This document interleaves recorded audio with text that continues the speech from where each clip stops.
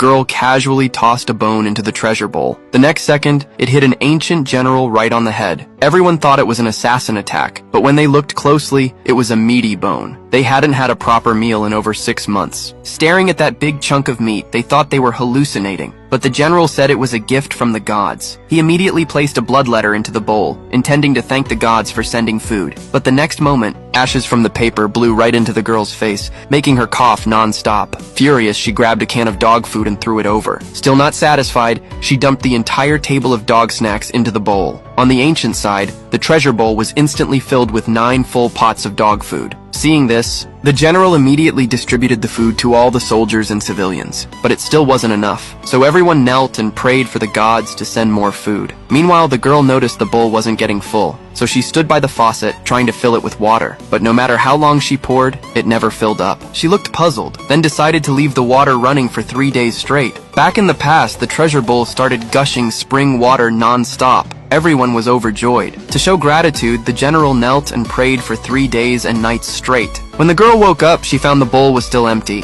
Thinking something was wrong, she kicked the treasure bowl 10 meters away. The next moment, a bloodletter floated out of it, but she tossed it away like garbage. To get back at the bowl for messing with her, she poured in all the expired snacks from the warehouse. The ancient general was thrilled to see this, and once again thanked the gods for their gift. But one of his men complained the food wasn't enough, and urged the general to ask for more. Hearing that, the general was furious. He scolded them for being ungrateful, then ordered them to offer something valuable to thank the gods. Back in the present, the girl received a pile of gold and jewels and looked totally confused. She rushed to a pawn shop to verify if they were real. After a quick look, the owner said some of it was mixed with brass, but it could still fetch $30 million. The girl then took out a jade pendant and asked for a price, but as soon as the owner saw it, he was stunned. The girl thought something was wrong with it, but the owner said it was incredibly rare. He pulled out a book from the drawer and checked. The more he read, the more shocked he looked. He realized this jade pendant was priceless. Then he explained its history to the girl and said he was willing to pay $500 million